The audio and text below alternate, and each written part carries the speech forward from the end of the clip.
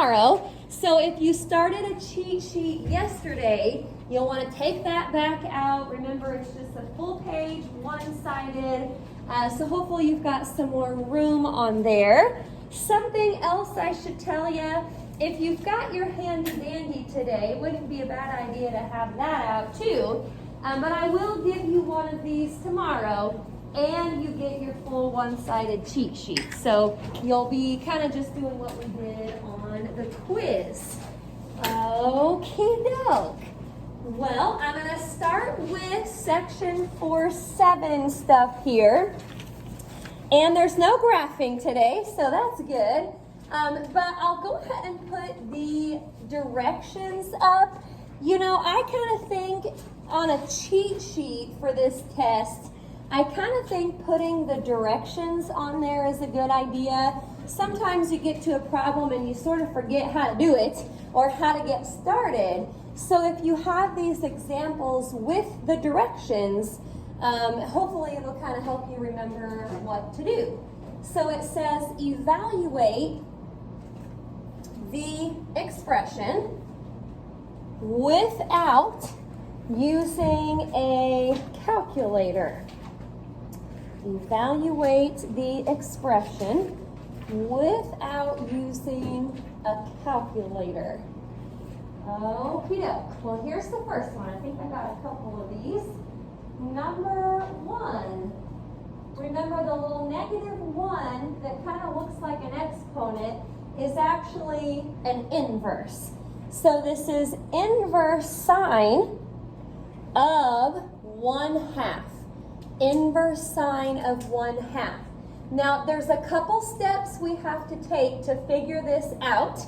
And again, if you're making a cheat sheet, it may not be a bad idea to write these down. The first thing we'll do is we're going to look on Handy Dandy and we'll look to see where does sine equal 1/2.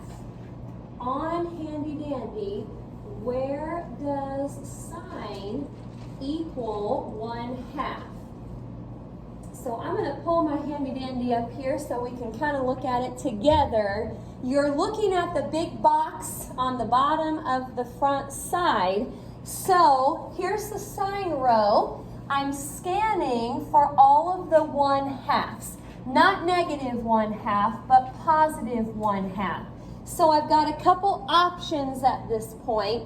It's either going to be pi over 6 or 5 pi over 6. Now the second step, which I'll put up here, the second step should help us figure out which one it's going to be. I've got the options just kind of listed right here.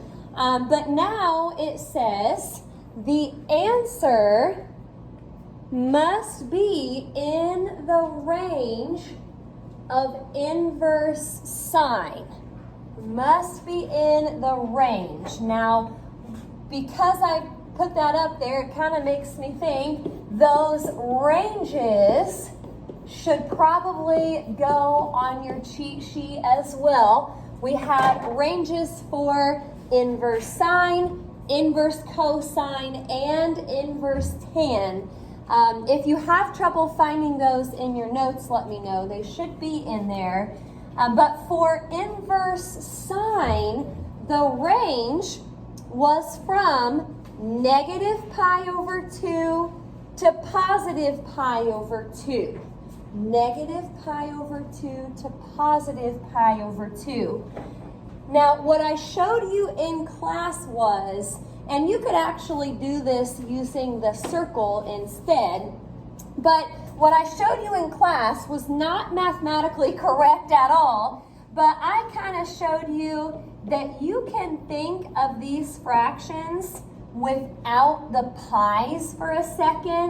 So pretend like the pi's are just ones for a minute. They're not, but if they were, think about a range from -1/2 to positive 1/2.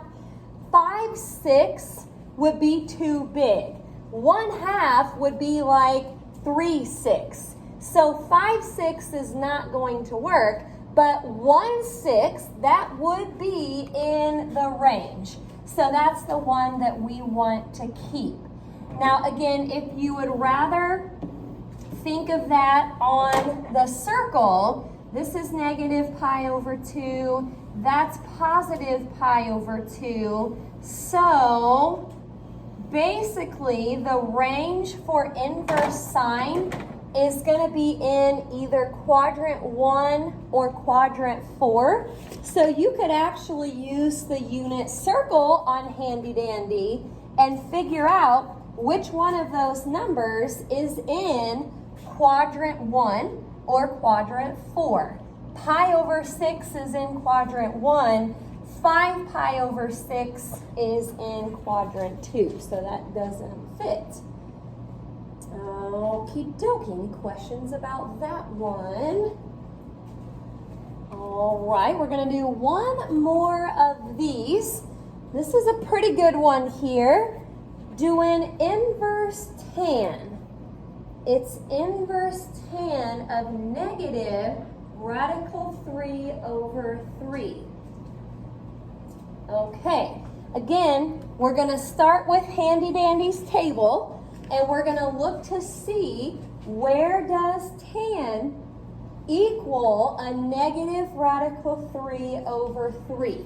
I'm scanning the tan row and I see a couple of them. One is at 5 pi over 6. The other is at 11 pi over 6.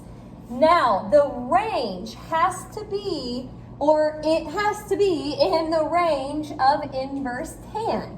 So actually this is similar to the range for inverse sine, except there's parentheses instead of brackets. You're not really supposed to equal either of those, but you could be between. So again, I'm thinking of the pi's as ones for just a second. And I'm not looking too good right now because actually 5/6 and 11/6 is bigger than 1/2. So it kind of looks like neither one of those is going to work. Now this is where we don't give up. We keep trying. And what we might want to do is go back to that circle for a second.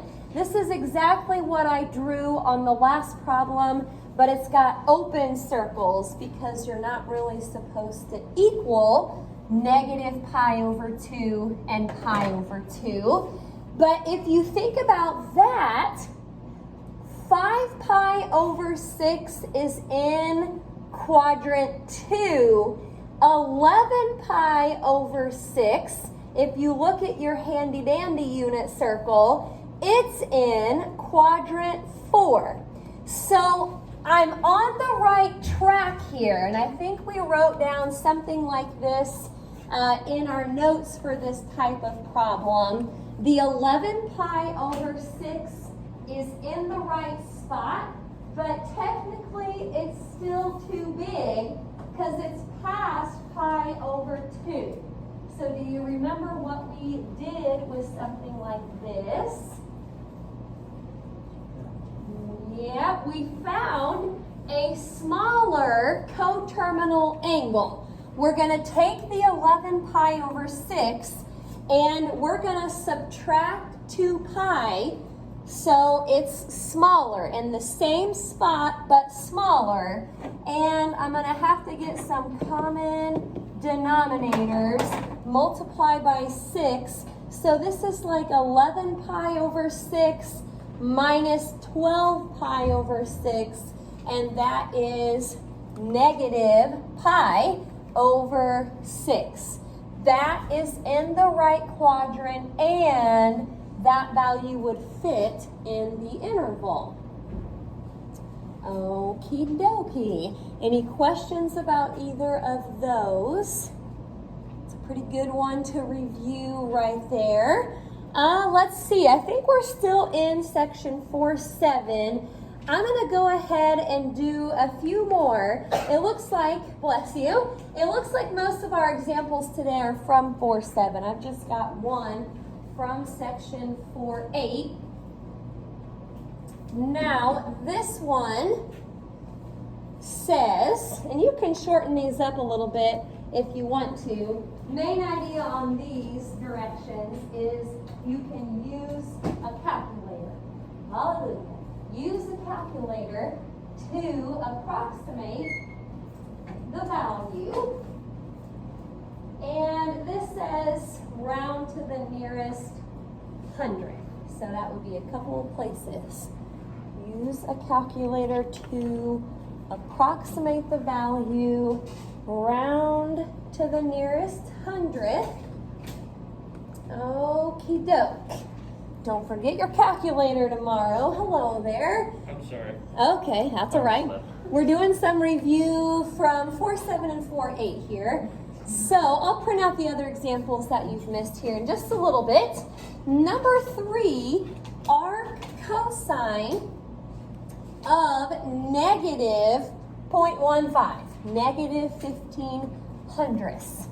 Let me think here. Now, your calculator probably doesn't say arc cosine. It probably just has the cosine with the little -1. But big question here, what mode should I be in? Yes, I don't see any degree symbols.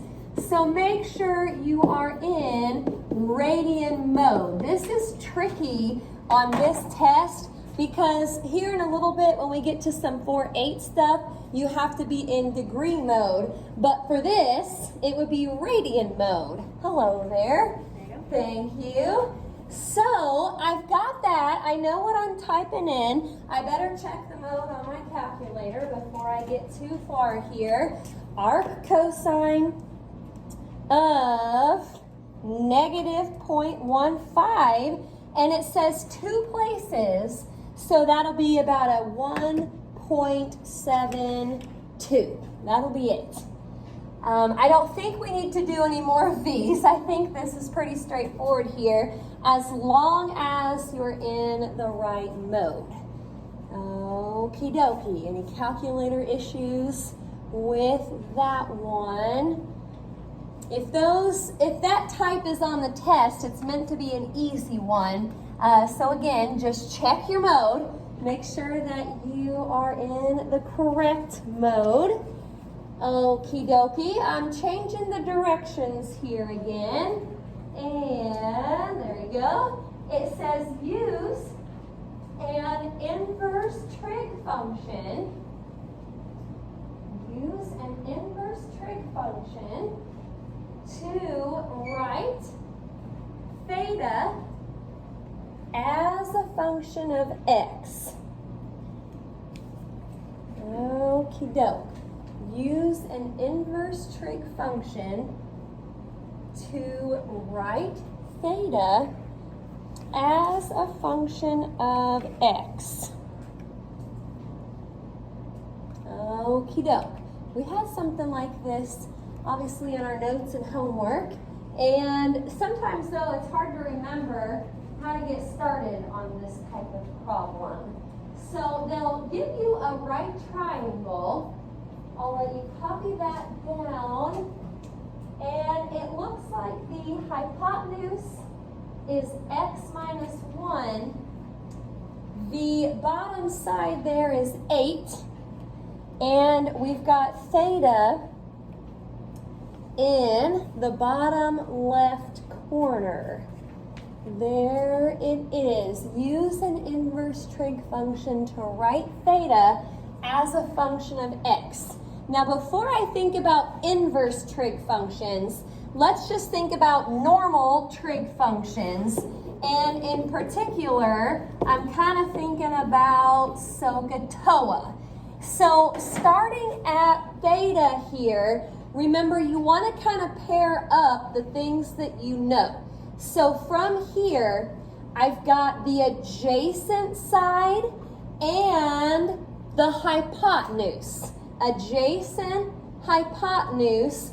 adjacent hypotenuse, that's going to be cosine. So let's start out by saying cosine of theta equals 8, that's the adjacent side, over x minus 1. Now, here's where the inverse trig function comes into play. You basically want to get theta by itself, and theta is with cosine right now. So to get rid of cosine, you're going to inverse cosine both sides. And I just kind of put it in red up there so you can see exactly what happened. Inverse cosine both sides. So those are going to drop out. You still have theta to bring down. And the parentheses, I guess, aren't totally necessary there. You could leave those off. But theta is going to equal the inverse cosine of 8 over x minus 1. Again, the goal here is to write theta as a function of x. So you're going to have x in your answer. Okie doke. I think that's the only one of those that we're going to do today. There may have been some other types in your notes and homework that you want to go back and look at, but that's a pretty good review of that type of problem. Now we're still in 4-7 here. We had a few parts to this section, I believe. So we're going to do 2 of these. Again, I really think it's a good idea to copy those directions down, or at least some of them, because the directions should be the same on the test. It says find the exact value, so no calculators, exact value of the expression, and the hint is to draw a right triangle. Find the exact value. Hint is draw a right triangle. Okie doke. Doing a couple of these. So, number 5. I've got sine of inverse cosine of radical 7 over 3. Sine of inverse cosine of radical 7 over 3. This is kind of like our composite functions, where you've got like a function inside another function, sort of like Fogg and Goff from a long time ago. And we always want to start with the function on the inside. Now, I'm going to write out a couple things here at the beginning that you may or may not need to write down. It's up to you. But if I start with this part on the inside, I'm going to give it a name real quick, and I'm just going to call it theta. So I said, let theta equal the inverse cosine of radical 7 over 3. So by using really just the definition of an inverse trig function, when you take the inverse cosine of something, you're trying to figure out cosine of what would give you that something. So I'm going to kind of rewrite this by saying, then cosine of what, theta, would give you or equal radical 7 over 3. Again, I think in our notes that you guys probably got to the point where you maybe didn't have to write that out every time. This is just kind of how we started. Well, if this is cosine, cosine is adjacent over hypotenuse. That's going to help me draw my right triangle. But the problem is there's 4 different ways I could draw this right triangle, and it all depends on what quadrant we're in. So that's the big deal right now. We have to figure out what quadrant we're in. Now, I don't think I have all of the plus and minuses up here like I did in the notes when we first did this, but I'm going to put my handy dandy back up here. And the first thing I usually look at is, we're working with cosine here, and what was it? Cosine was positive radical 7 over 3. I want to first figure out where cosine is positive, and it looks like it's either quadrant 1 or quadrant 4. So I've narrowed it down to 2 quadrants. Okay, the next thing you have to think about, and I'm going to just stick this over here on the side, the next thing you have to think about is the range for inverse cosine. Again, this should be in your notes somewhere, but it was always from 0 to pi. And I'm going to try to kind of highlight that up here. This is 0, this is pi. So based on the range of inverse cosine, it has to be either quadrant 1 or 2. So if that is telling me 1 or 4, and this is telling me 1 or 2, the quadrant that's overlapping here is quadrant 1. So I'm going to scroll up here for a second. This is how my triangle should look in quadrant 1. So that's how I know to draw the triangle. I'm going to go ahead and get it started. Any questions about how we found the quadrant? You got to look at the positives and negatives and the range. Well, what am I doing here? Here's some things I can label. I've got the adjacent side as radical 7. Hypotenuse is 3. So I'll probably use my Pythagorean Theorem real quick to figure out what that missing side is. Okay, we've got radical 7 squared plus b squared, or you could have called that a squared, equals, I went ahead and squared the 3 and made that a 9. Well, the square and the square root should just drop out. So actually, you're going to subtract the 7 and then square root both sides. Now, if we're in quadrant 1, should this side be positive or negative? Positive. So yeah, don't worry about the plus or minus there. It's got to be positive radical 2. Now, you kind of feel like you're done at this point. You're almost done, but you do have to go back and use that function on the outside.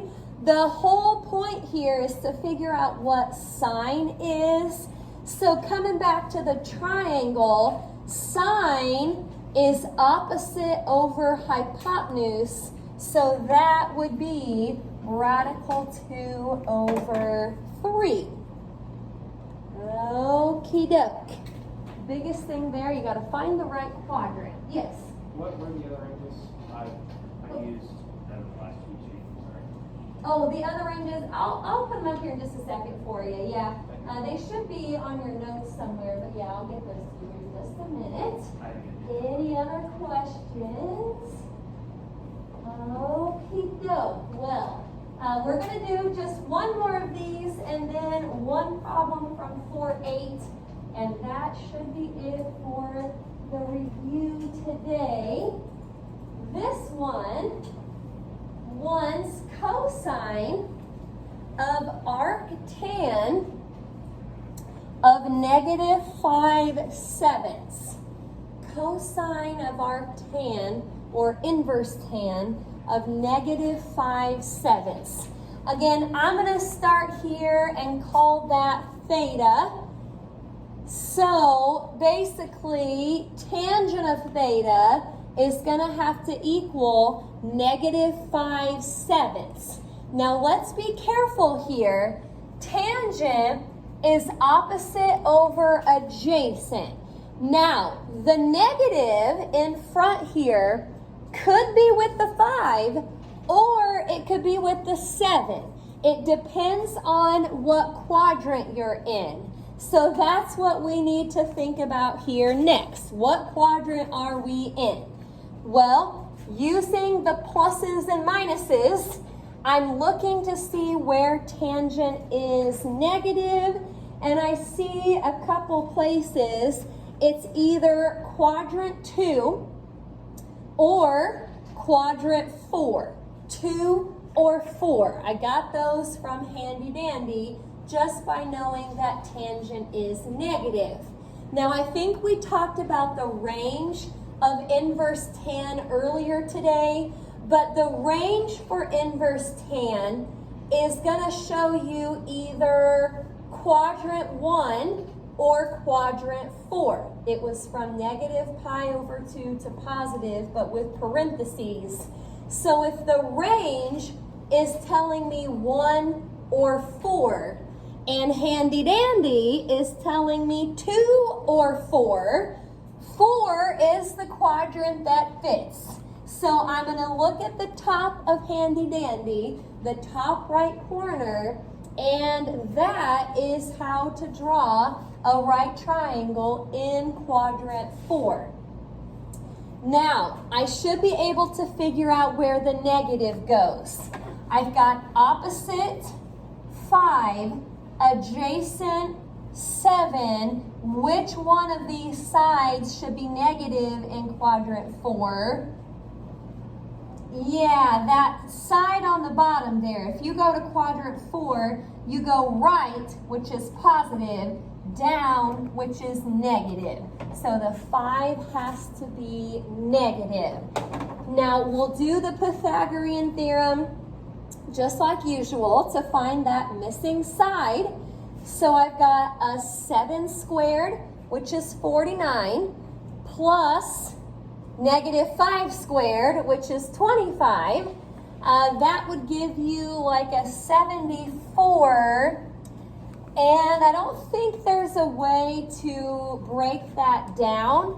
Also, hypotenuse is always positive, so you don't have to worry about the plus or minus. Now coming back to this part, we need cosine. Cosine is adjacent over hypotenuse. Now I'll probably need to rationalize that. I don't know if I can squeeze this in or not, but if you have 7 over the square root of 74, you're going to want to multiply by the square root of 74 on top and bottom. So 7 square root of 74 all over 74, that's going to be our answer for cosine. Okie doke. Multiply by square root of 74 on top and bottom. Any questions about those? Pretty good review there. Those are sometimes kind of tricky, kind of hard to just remember what to do first. Well, like I said, we're just going to do one problem from 4-8. Like always, we do a lot on review days, but not everything. So just because we're doing one problem here from 4-8, that doesn't mean that you shouldn't look back at some of the other stuff we did, just in case. Now, this is going to ask us to solve the right triangle. That pretty well means whatever you don't know, you got to figure out. Solve the right triangle and then round to the nearest tenth. So that's just 1 decimal place. Now, the triangles in 4-8 were all set up a certain way, and I do have that laid out on the test for you. I guess we'll probably draw the triangle up here also, but the way it's set up and the labels and everything will be on the test, so you know what is what. Okie doke, last problem here, number 7. We've got angle A, capital letters are angles. It's 56.2 degrees. I'm going to change my mode real quick while I'm thinking about it. Got to be in degree mode. And then side B is 8. So again, all of these triangles were set up a certain way. First of all, angle A was down here at the bottom. And we know that is 56.2 degrees. We're not moving quadrants in this section. This was just triangles in general. So they're all going to be like this. Now, B, side B, was down here on the bottom. So angle B is across from it. It's up there at the top. Okie doke. C is always the hypotenuse. That's still true here. And side A, we don't know.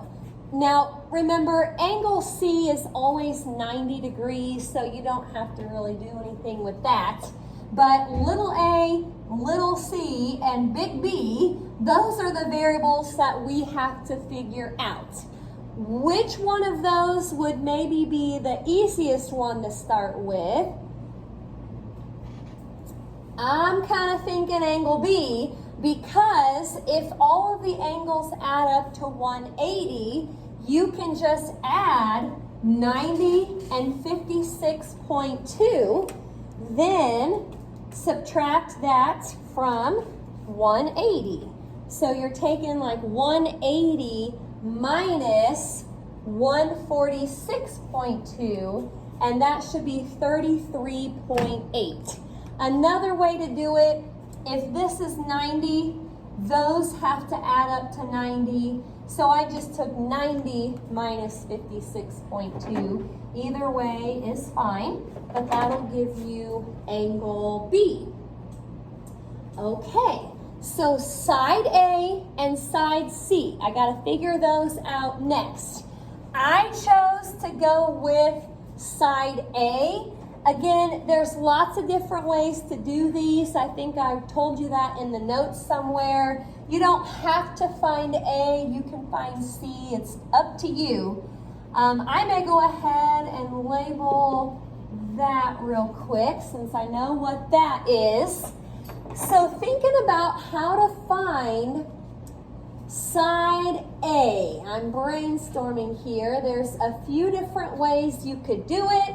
If you started down here with this angle, remember this is where you try to pair up what you're trying to find and something you already know.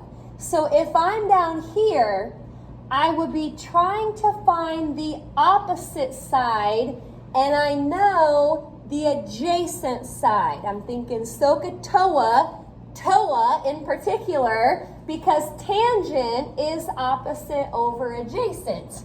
So I'm going to say tangent of 56.2 equals A over 8. The other way to do it would be to start up here with this angle. You don't really ever want to use the 90-degree angle. It gets kind of weird sometimes. So starting up here, you could have done tangent, but it would have been 8 over A, which is still possible to solve, but maybe a little bit more difficult. I'm going to go with this. So really, I just need to multiply by 8. I'm just typing in 8 times tangent of 56.2. It does say to round to the nearest 10. So I got like an 11.95. I guess technically the 5 would round the 9 up to a 10, which rounds the 11 up to a 12. So about 12 for side A. Okie doke. Make sure you're in degree mode. Now at this point, if you know two sides, to find the third one, you can set up something else with Sohcahtoa, or you can just use the Pythagorean Theorem. So you'll have 12 squared plus 8 squared equals c squared. Oh boy, 208. Now, you know, at first I thought I'm gonna have to break this down, but actually it says round to the nearest 10th, so I'm just gonna use my calculator. Square root of 208 would be about a 14.4. So that is our hypotenuse. Okie doke. Again, there's other types of problems from 4.8, some that are set up different. Not that the triangle is set up different, but they might give you other things to start with, which makes it work a different way. So be sure to go back and look at some of those others before tomorrow. Now this is the same assignment that I put up yesterday in case you wanted to work ahead. So I'll leave that up there if you still need it.